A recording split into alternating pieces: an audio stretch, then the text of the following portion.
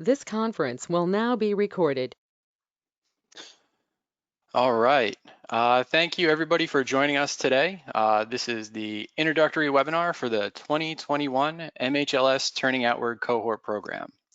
My name is Casey Conlin, and I'll be doing the presentation today, letting you know what's going to happen with Turning Outward from MHLS in 2021. And hopefully we'll see some of you become part of the program, the cohort this year. We're going to record the webinar today, and you're free to share that out with your trustees or your staff members or really anybody else who you think might want to watch a webinar about turning outward in the MHLS program. Some housekeeping. Kirsten Kruger, who is our library sustainability associate and communications specialist, will be my wingman today, gender neutral.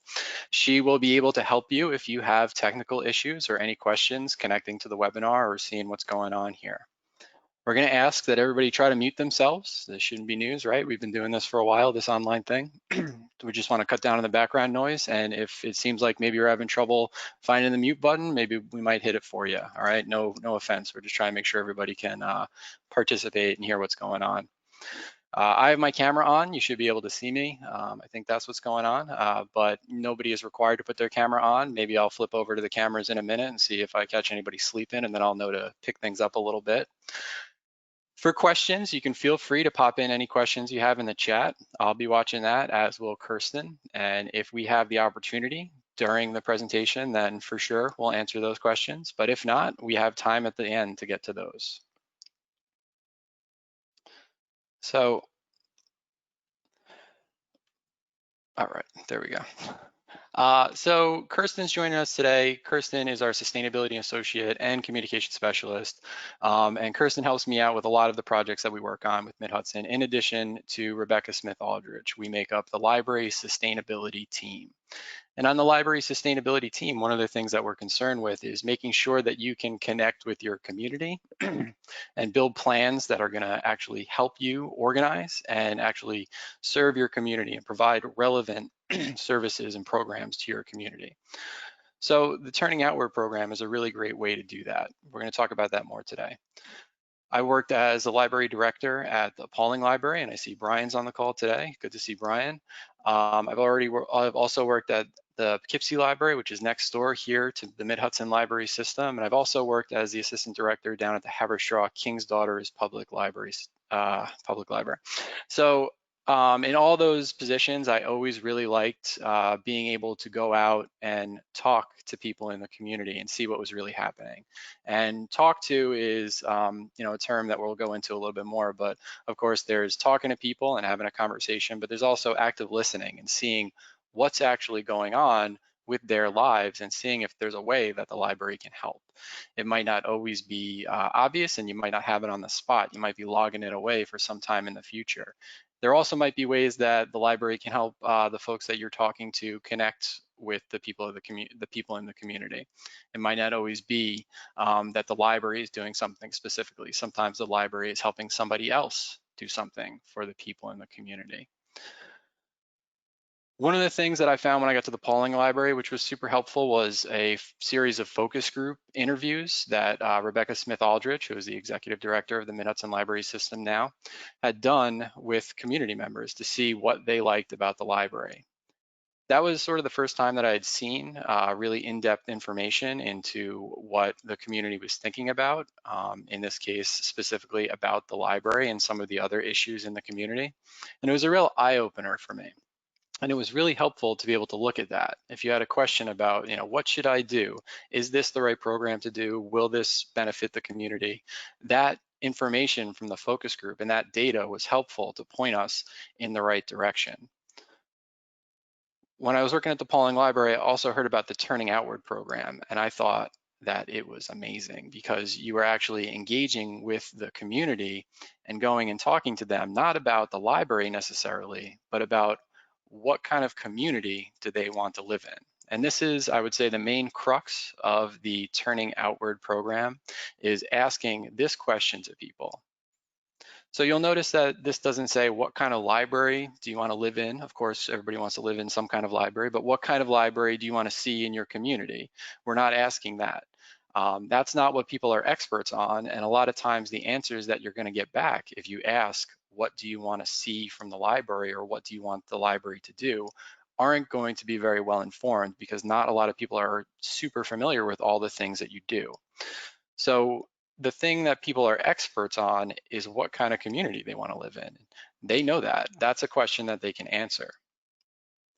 So if you're looking at this question and you're reading it, I've been talking a bunch, so maybe you haven't had a chance to try to answer it, but let's just pause for a couple of seconds and think about an answer to this question. I don't need to see any answers. You can keep it to yourself. This is self-work. But, sit with this question for a minute and think, what would your answer be to this question? Again, I don't need a response.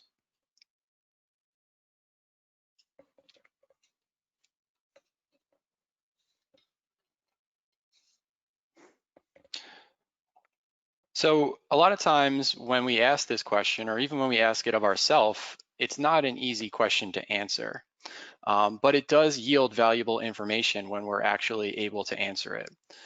So this comes from the Harwood Institute for Public Innovation's Turning Outward tools. This is one of the questions that you ask to engage with your community and to have a community conversation. And the American Library Association developed this tool further to be specifically usable for libraries through the library's Transforming Communities initiative.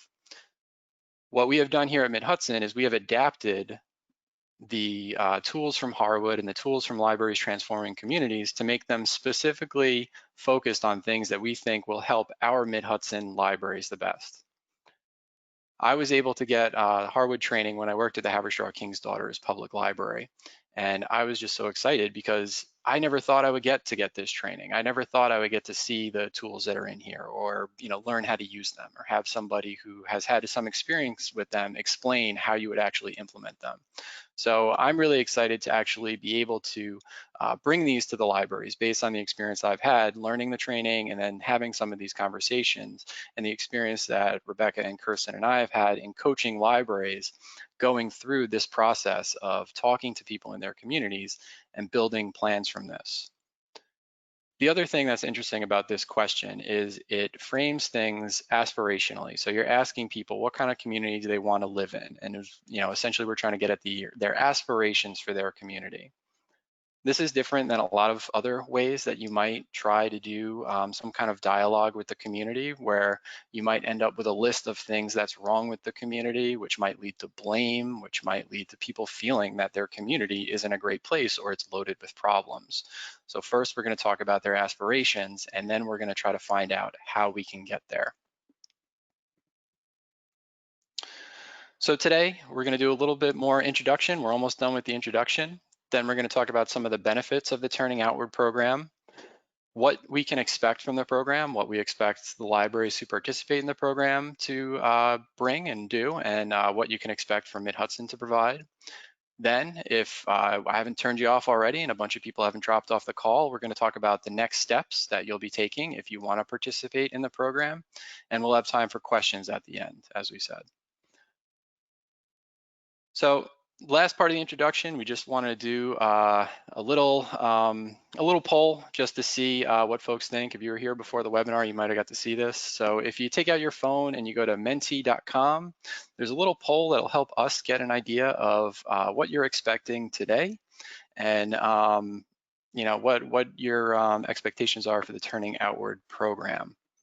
Also, it might be a little bit fun. So you go to menti.com and it'll ask you for a code, and you can see up at the top of the screen here, there should be a code 8625513. And so when you enter that code, it should bring you to a poll that has what things you're seeing on the screen here. And we have our first response is all of the above. All right, which is good. The Turning Outward program will help you satisfy the minimum standards from the Division of Library Development and the State Library, which requires that you have a long-range plan that is informed by community input. So we'll definitely check that box. I see somebody wants that. So we're definitely going to check that, because we're going to talk to our community about what they want to see. So we're going to have really, really robust community input. The other thing I like about this is it goes beyond just getting input from the community. Surveys are great, focus groups are great, but we're actually going to be engaging in a dialogue. So we're going to create a plan that really matters to the folks that work in the library and also the people in the community. It is a good way to learn more about people in the community. So if anybody's interested in that, this is a good program for that. We will be talking to people and hearing about their concerns and their aspirations. So it's a good way to do that. It is also a great way to connect with groups that you already connected with to make that relationship stronger, and also to connect with new groups. This is a great program for doing that. We have the all of the above option, of course, so I'm glad that a lot of people are on board with everything. And then we had what's turning outward. So people are at least familiar with turning outward or not trying to be wise guys this morning. So you should be able to see the responses here. So I'm very happy with these. I think we can help everybody here. As I described a little bit, we're going to go into more detail now about the benefits of the Turning Outward program. But I appreciate everybody who participated in the poll and for letting us know what the expectations are. Okay, so the benefits of turning outward. So turning outward is a whole mindset, and we're gonna go over this and we're gonna help you understand the turning outward mindset. We're coming from libraries, so all of the people that I'm talking to on this call are all super concerned with making their community better and doing the right things for their community. So, it's not like we're doing something terrible right now and we need to change everything that we do. But there are steps that you can take to make your library more concerned with what's going on in your community and make the focus of the things that you're doing more about what's going on in the community and affecting positive change and providing meaningful services in the community.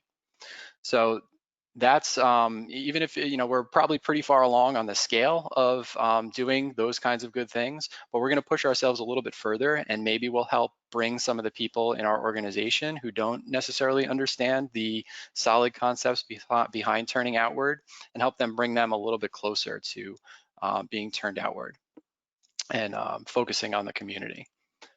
So up here, we have the 3 A's of public life that the Harvard Institute identifies as helpful with our daily and long-range choices. The first one is authority, and that might have a negative connotation for a lot of us. I feel like a lot of the folks in libraries are a little anti-authoritarian. But when they talk about authority, they demonstrate it with, they say, could you stand up on a table and talk to people about their community and their aspirations and their concerns, and would they believe you? So that's a test. Like, think about, could you do that right now? Of course, social distance, and talk about what matters to your community and would it resonate with people and would it ring true? Authenticity, they define as, do you reflect the reality of people's lives and do you believe you have their best interests at heart, even when you might disagree with the people? So, that might be one that's good for us in libraries. What's the reality, especially right now in COVID, and are we working towards that? We've seen many of our libraries who are doing this. A lot of our libraries turned on a dime to actually be able to address food scarcity issues, which normally might not be part of the library's daily activities. And accountability. Accountability means, are you living up to the pledges and promises you have made? And so if you go through this entire program, we're going to have a plan at the end that's based on community input and what people want to see in their community. And that'll be a pledge or a promise in some ways of what you're trying to do. And you can measure yourself by this and say, am I living up to this? So we touched on this a little bit, but we're going to be having conversations with people about what they want to see in their community and how they can get there. The questions that we're going to be asking specifically help people move from what they want to see in their community into what's not like that right now and how they can move things forward, what things will look like when they're better, and who can help with that. So these are strategically developed, specially developed questions that can help you actually help the people in the community find out what they want to see in their community and how they can get there. If you think about a survey, you can follow up with a survey, of course, but imagine every answer on the survey, you can ask somebody, well, what do you mean by that? Why is that important to you? And so as opposed to a survey, which is usually done by one person, you can have a couple of people in a room or in a Zoom room, and they can be talking about what matters to their community, and that will create atmosphere where people can come up with new ideas and define what they want to see in their community. So that's much different than posting a survey, sending a survey, or having it at a desk. Survey is certainly valuable and has its place, but I think this gives us a much better idea of what people are looking for and helps us build a stronger plan. The conversations, as I mentioned, also are strategically developed to avoid jumping right to solutions or having people just make a list of what all the terrible things are that are going on right now. So that is a different approach that a lot of other programs don't take. So we're starting with the aspirations. We're also, as I mentioned, we're not asking about library services specifically in these conversations. And I'll tell you what, it does get a little bit hard sometimes because I've been in these conversations and people have said there ought to be a place that, has programs for, tweens and teens and stuff like that. And it takes a lot to sit there and say, oh, that's a good suggestion, and say, why is that important to you, as opposed to saying, I do that already, here's the calendar, I promise I do it already. So we want to hear from people and we want to get them to talk. Of course, you can follow up afterwards and say, just so you know, we have a lot of programs that might be interesting to you, but we don't want to derail that discussion or shut down discussion when people are having it. We want to be deeply and actively listening and facilitating a conversation between the people in the group usually. So we saw some people wanted to build partnerships and relationships. One of the great things that you can do with Turning Outward is, again, we're going out and we're asking people, whether we're going out physically or we're going out by email or phone, and we're asking them, what do you want the community to look like and how do you think we can get there? This is a really great starting point because you're not saying, help me do something at the library or tell me about the library. You're offering them a chance to speak about what's important to them.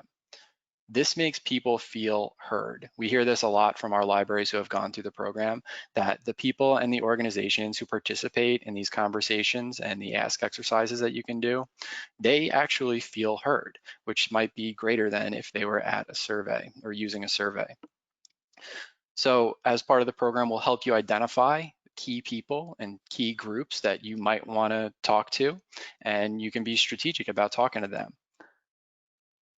There was one time when I was facilitating a conversation at the Haberstraw King's Daughters Public Library, and we had a group who met to play cards, and they were an ornery group. They were playing cards, it was fine, but they had gotten on the nerves of a lot of folks who worked at the library, which if anybody works at the library, they know there are some groups who tend to push everybody's buttons.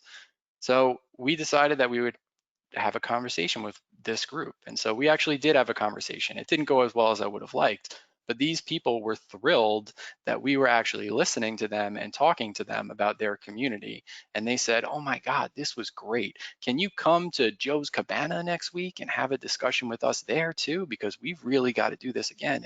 And we have other people and we want them to share their experience. So this is a great way to reach out to a group that maybe you don't have a relationship with now, or just to make that relationship a little bit stronger and to hear again about what their ideas are for what ought to be happening in the community and what they want to see. So this is really great for that, and keep that in mind if you participate in the program as we develop our plans for who we're going to reach out to. Target these groups and keep that in mind, that targeting groups and individuals. So one of the other benefits, of course, is that we are focusing on the community, and we're actually helping people in the community identify their own issues and identify their own solutions. The library, it's important to note as part of this, if you find a number of issues that, or places that there are some places that the community wants to see some improvement. So if you see that, it's not necessary for the library to generate a to-do list based on that conversation. The library will set realistic goals. That's an important part of this program, is we're not shooting for the moon. We're setting realistic goals for what we can do as the library based on what we hear in these conversations. From those setting those goals, we're going to pursue meaningful actions that we can actually accomplish to do those things. And that's another important thing, is if we're actually doing the community organizing and people are getting really excited about doing things in the community, creating things that we can actually accomplish is going to make people feel way better. It's, you know, like starting with a huge daunting task, and we break it out into something like for an easy win at the beginning to keep momentum up, to keep moving forward. We're also going to share out what we learn, which is going to help us with those partners we talked about before, and show that the library is really cares about the community and what's going on in the community, and is really a leader in this kind of work of organizing and identifying issues in the community. One of the key parts of turning outward is taking everything that you find, which is called public knowledge, and sharing it with key people and with the people that you talk to. So that's another opportunity to win a couple of brownie points with any organizations that are in the community. And I think we have Katie on the call today who went through this process at the Saugerties Library. And I know the Board of Education in that community was really excited to see that the library had done this work and very impressed, which is always good. Public knowledge is something that we're going to generate as we talk to the people in the community. Public knowledge is distinct from expert knowledge. Public knowledge can only be gotten by talking to people in the community, and it should be expressed in regular words that regular people should use or would use. Expert knowledge, in contrast, is if you're looking at all your data and making a decision based on all the data that you see there without actually talking to people in the community. There is definitely a place for looking at our data and for the expertise knowledge that we have, but we want to make sure that public knowledge is a big part of our decision making. So in going through the cohort program, there are huge benefits, I think. The number one benefit might be the fact that we do have a cohort. I saw there were about 10 libraries signed up here, and our libraries in the Mid-Hudson Library System, the people on this call, are really smart people and really innovative people. So it's like we're gonna have 10 people on our team helping us figure out how to have these conversations. And that is gonna be very valuable as we continue to wade through very uncertain futures. We're trying to plan these conversations for spring so that we can have them outdoors and reduce the risk of transmission of COVID.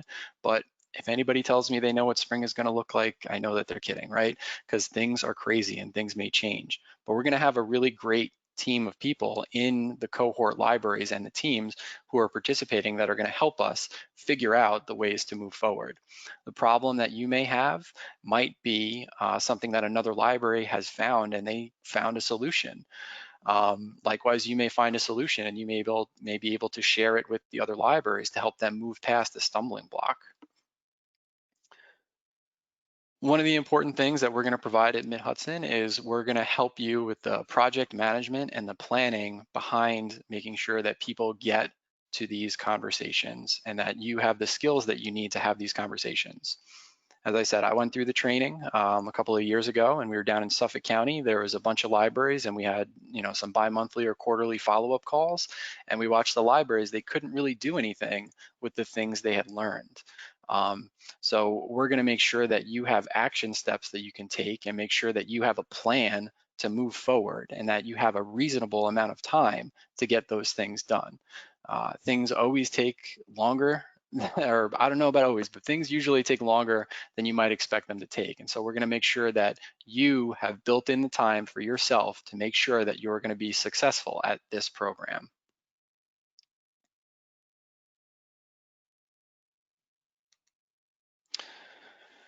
So here's a look at our 2021 timeline.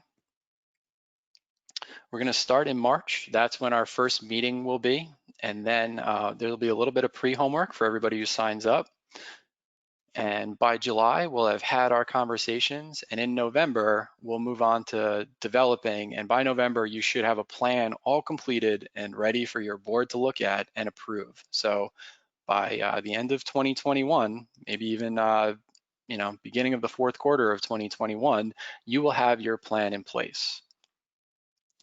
If it looks like a long time, this is how long it takes. And this is the let's study every night for a couple of nights rather than cram the night before. It's going to be very hard to make an effective plan to get good community input if you're trying to do it all in a month, okay? We're also, like we said, we're going to try to make sure that you provide yourself with the time that you need to actually have a successful conversation and have people show up to the conversations. So the first stage is training and practice. So we're going to train you on the turning outward mindset, as we talked about earlier, making sure that you and your team understand what it means to be turned outward, so that when you go back to your library and you talk to fellow staff members or fellow trustees, you have a team with you and you can express to them, this is why we're doing this, and this is what this is going to do. So we're going to talk about turning outward a lot and how we can be more turned outward in our daily decisions and be more cognizant of how we're trying to serve the community. We're also going to go over some of the tools from Harwood, and particularly the ask exercise, some of the tools for evaluating the position that your community is in so that you can make a decision about what actions you should take next, and community conversations. We're going to go over those. You see we have conversation, facilitation, practice. So I think that some folks are a little spooked about the idea of leading a conversation, especially with what might be some strangers or some people in the community that are higher up. And we're going to make sure that you have a chance to practice doing that. Planning the conversation. So we hinted at this a little bit, but these conversations don't just magically happen. In our experience and the library's experience that we have seen, they do take some work. You will have to set some dates, make some plans, and you will have to identify participants and reach out to them directly often. So send a letter. You're probably going to be on the phone a little bit to make sure that people know the conversations are happening and make sure that they are coming if they're key people that you really want to come.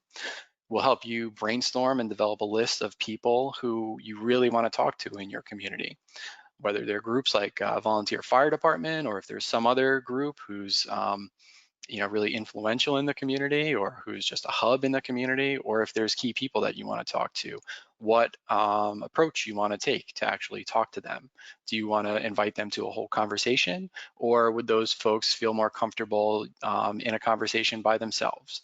That's definitely something good to do with, say a mayor or somebody like that, who could either shut down in a conversation where they might not want to speak in front of everybody in the community about what their thoughts are on the community. So they might not be super participatory in that kind of environment.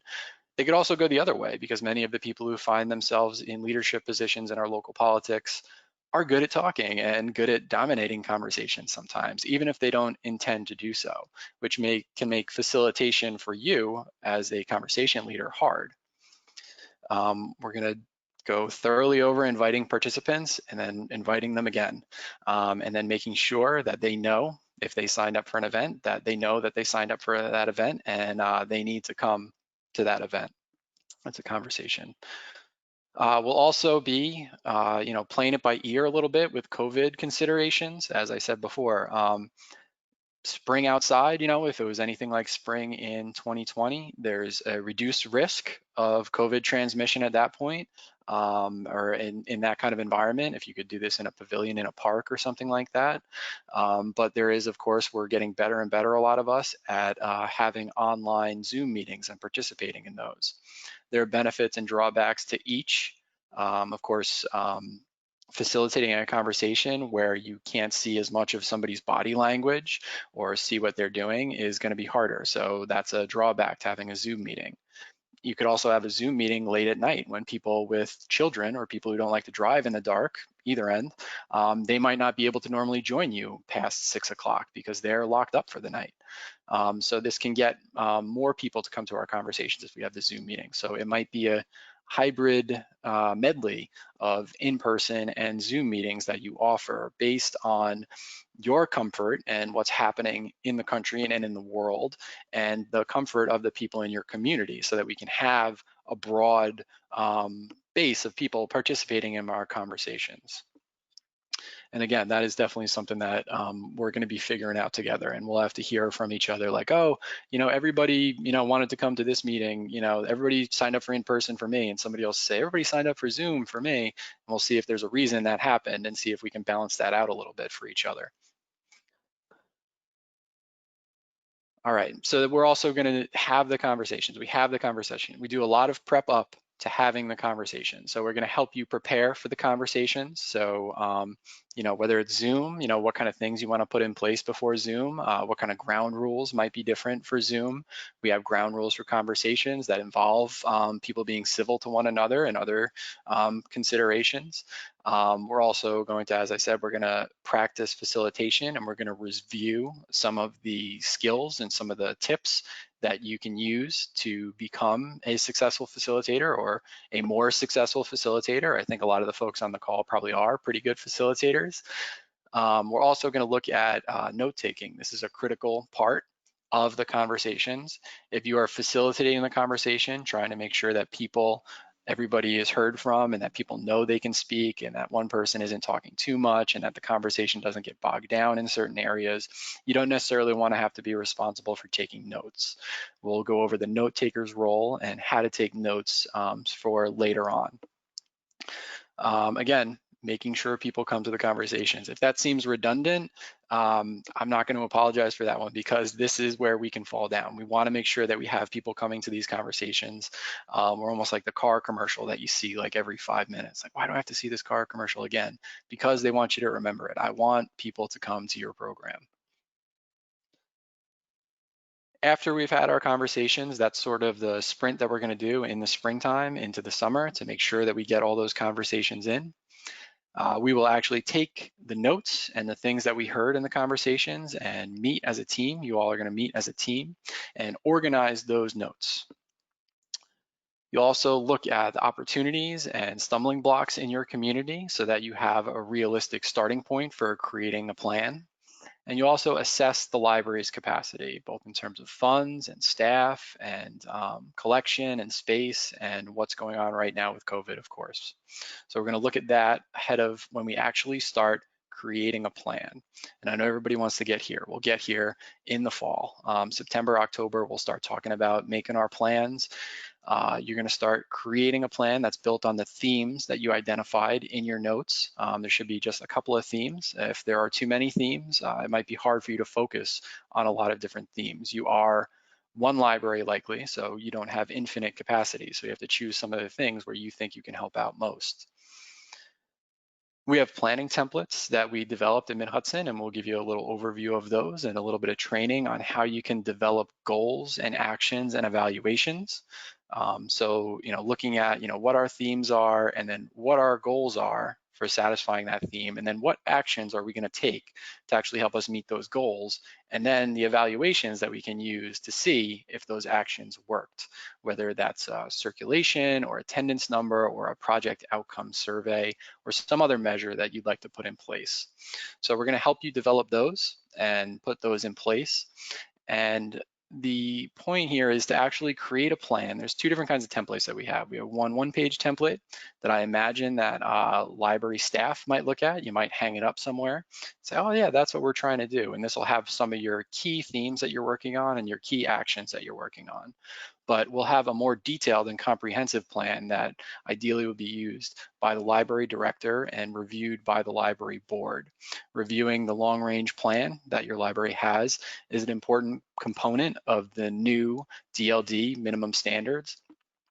So you're going to want to be familiar with this document. I know sometimes long-range plans can turn into something we just did and it's done and let's put it in the drawer and never look at it again. And when Casey says, do you have one? We'll say, yeah, we got one, please move along. But hopefully we'll have a document that is actually helpful and useful and that you will want to look at periodically. And then, as we mentioned before, you're going to be taking the things you learned and you're going to be sharing them out with the people in your community that you talk to in the conversations, as well as the organizations in your community that might find them interesting. As I said before, in Saugerties, the Board of Education was really excited about the work that the library was doing when they had shared their findings out.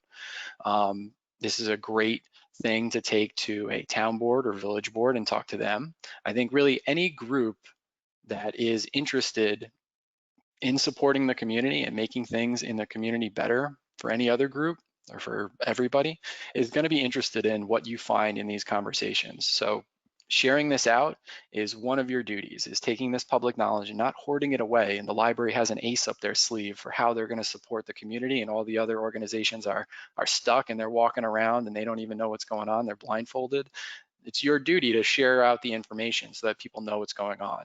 And I believe it's going to pay off with a lot of those brownie points too, because people are going to be impressed with what the library has done, with how they've done it, and what they've actually produced. So that's sharing your findings.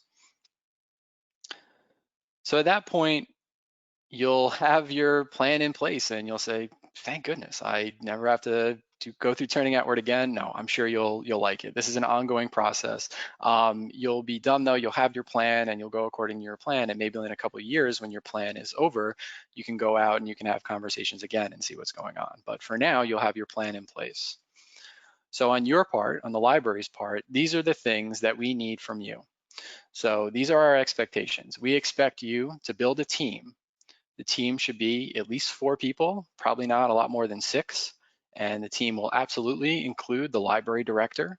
The team ought to include a trustee member, at least one, and then a staff member. So anyway, filling it out from 4 to 6 to there to have that team. We have sometimes people want to go this alone, and I feel you, and it's just like, all right, just be easier if I did it on my own. But it's going to be hard to generate the kind of buy-in you need and to actually do the work that's involved in this program if it was just the library director by themselves or a library staff member by themselves. So you got to build that team. If you were thinking you can get away without a team, start switching your mindset and thinking about who would be good on your team. You're not limited to staff or trustees. If you have somebody in the community who would make a rad partner who you think would really like to know about these things, then they might make a good team member and they can come to the training. Again, all the trainings will be online. As you see here, we're expecting that you will attend and participate in the monthly online meetings. At the very least, the library director will be at all the online meetings. If there's something really, really bad that comes up or really pressing that comes up and you need to miss a meeting, that's sure, let me know. We're going to record them so that you have access to them. But the library director is a must, and ideally all the staff will come too, because the way that we've broken this up now is previously we had done 2 big all-day workshops, and now we're spreading that out into a couple or more online meetings that are about 1.5 hours each. So we're doing a little bit of teaching, showing you what's next, and then you go out and you do a little bit of homework and you get stuff done, and then you come back the next month and you say, all right, I got this done, or I need a little bit of help with this, and we go on that way. So we expect you to attend and participate.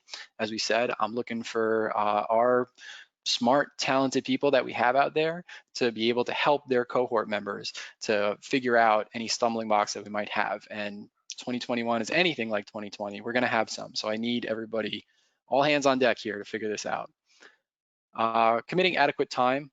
There is time involved in this. If you haven't gathered already, one of the most important things is inviting everybody to these conversations and doing the prep work for the conversation. So we want to make sure that you're committing time to do this.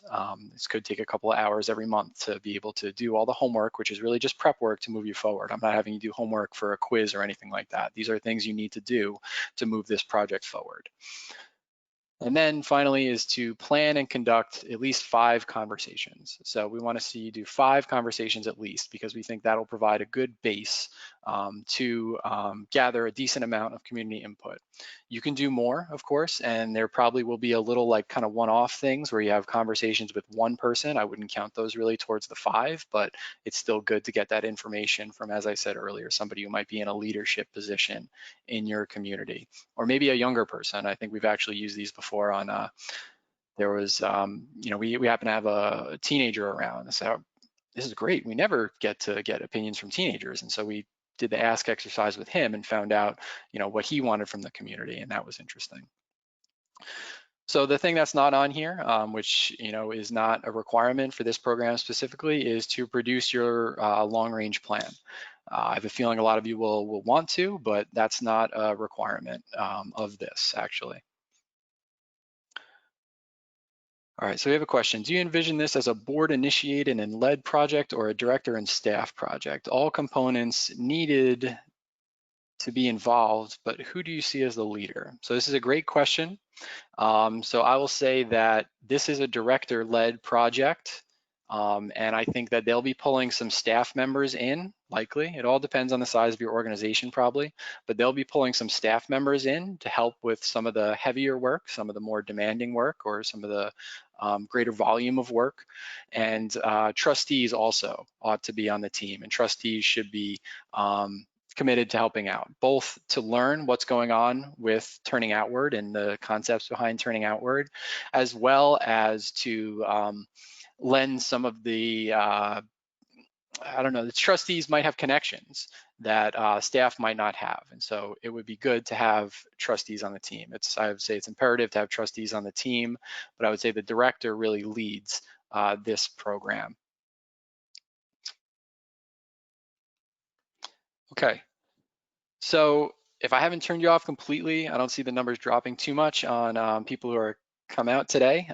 We do ask, these are the next steps, and they're not too bad yet, I don't think, depending how it is. So some folks have done this already, and they have done, there's a little survey at midhudson.org/turning outward. You'll see at the top of the page, there's a link, and we're just asking you a couple of questions. That's for my information, so that I know that you're interested, and I'll be reaching out to you within a little over a month. I'll be reaching out to you with your homework ahead of our March meeting, which will be mid to late-ish March. But I want to make sure that you are doing this by February 19th. I feel like if you haven't made a decision by February 19th, then it's going to be hard for us to get you moving, to get the team together, and to get your homework done. So I left a little bit of time if you want to go back to the board and talk about this and see if the board is like, that Casey guy is crazy. You can't do anything that he says. Then but hopefully that's not the case. Hopefully you're on board and you can participate, at least for the cohort's sake. And so just make sure that you have this done by February 19th. If you have any considerations that you think you might not make that deadline, you can reach out to me directly. Get your team together. You can do that right now. Start thinking about who's going to be good, asking them, hey, can you do this? We have, about monthly meetings. We're going to have, 6 or 7 monthly meetings over the course of the year. Ideally you can make it to that, but I understand that some of our trustees may be busy during these. They may have other obligations, and staff members likewise, they may have other stuff going on. But get that team together, people that are going to help you reach out into the community, people who people don't mind making a couple phone calls. These are going to be good people to have on your team. Shortly, after February 19th, I'll send out this pre-program homework. And the homework, again, is just in recognition of the fact that we can't come together and meet and work on everything together, and we don't have a lot of time, and I don't want to keep everybody on Zoom for more than 1.5 hours. So the pre-program homework is essential that, when applicable, you work with your group to accomplish some of the assignments in the homework, or if it's just individual stuff, to make sure that you review it so you're ready to participate and move forward with your plan at the next call. So, I don't like assigning homework, but I just want to make sure that we're able to move along efficiently and get this done. So we have a question about, can meetings be scheduled in the evening for team members who are working full time? It would limit the people who could be a part of the project. Or if the meetings are mandatory, then having a participant list who watch the recording may be another way for team members to participate. So this is a good consideration, and I don't know if I reviewed it thoroughly enough, but if folks really can't make it to a meeting, we will be recording them and we'll be sharing them out with the whole group so they can catch up. I understand that there's probably not an ideal time what I can get everybody at every single meeting, but we're gonna shoot for probably doing them around 10 a.m. on Thursdays. That's what we were thinking right now. And so ideally we'll have our directors can be available then, and at least some team and staff members. Otherwise, we will have the recording so you can catch up that way.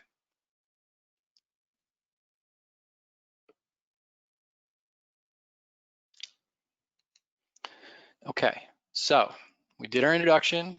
We talked about the benefits of the Turning Outward program, why you would probably want to use this program. I think it's amazing. I was so excited when I heard about the program, and I never thought I would get to do this program. And then I got to do the training, and now I get to share it with all our Mid-Hudson Library System libraries.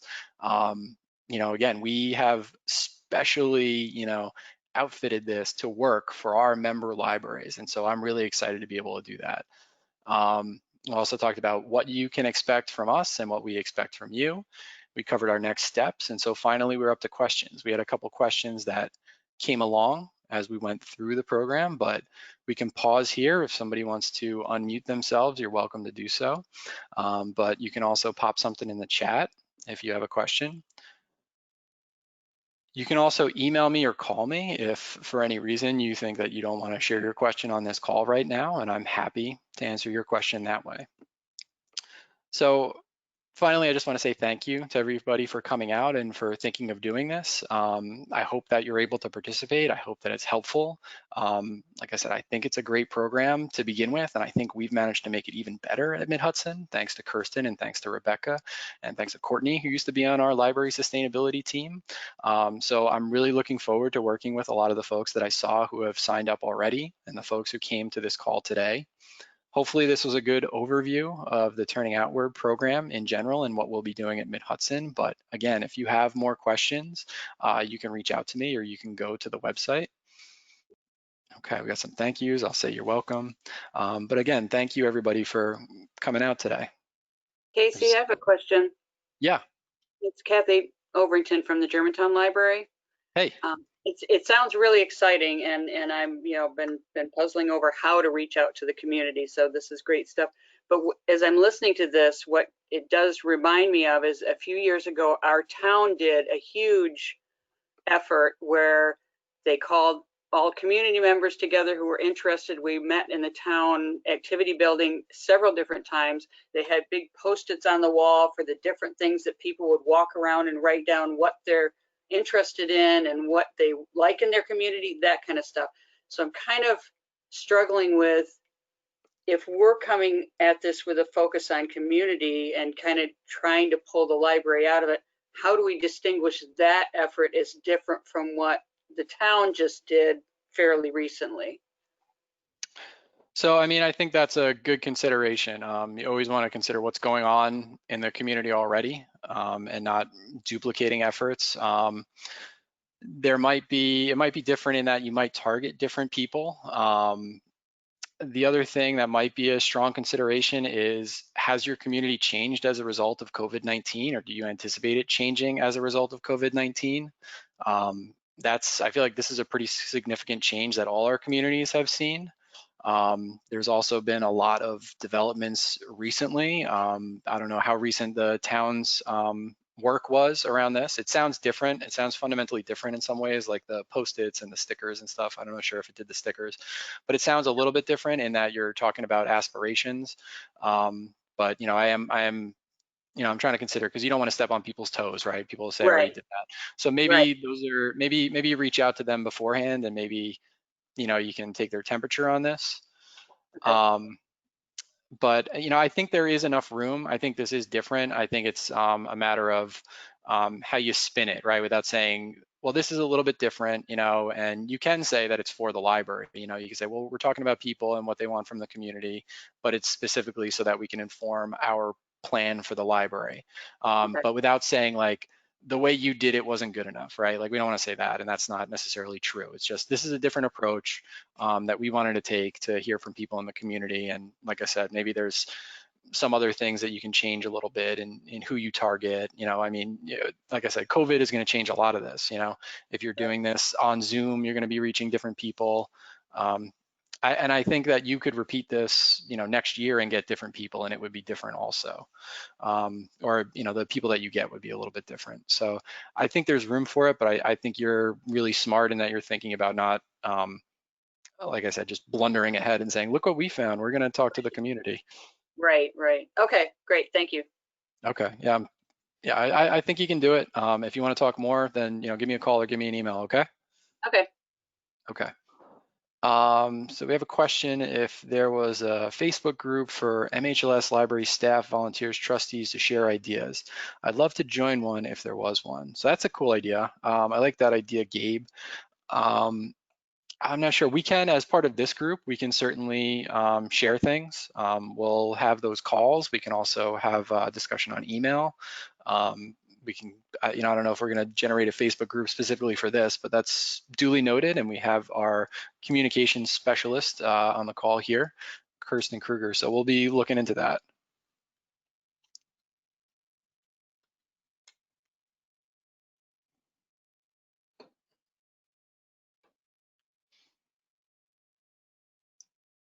Okay, so that's what we have here. Again, we're here for a couple of questions. We'll hang on for another minute or so and see if anybody's got questions. Again, you can ask them by unmuting, or you can just pop them off in the chat box, either directly to us as organizers or me, or you can put them out to everybody, whatever you feel comfortable with.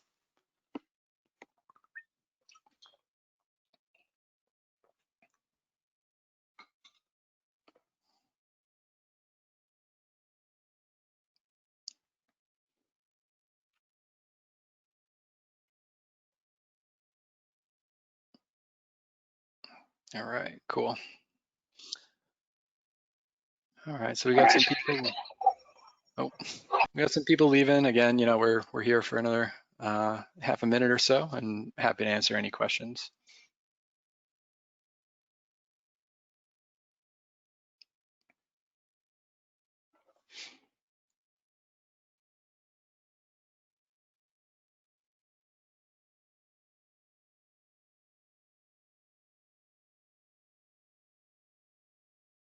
All right, cool. I'm looking forward to working with you, Sandy.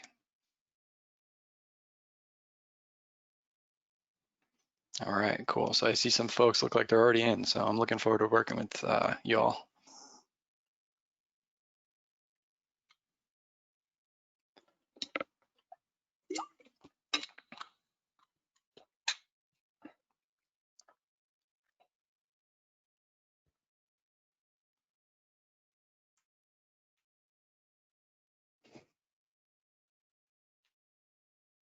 Okay.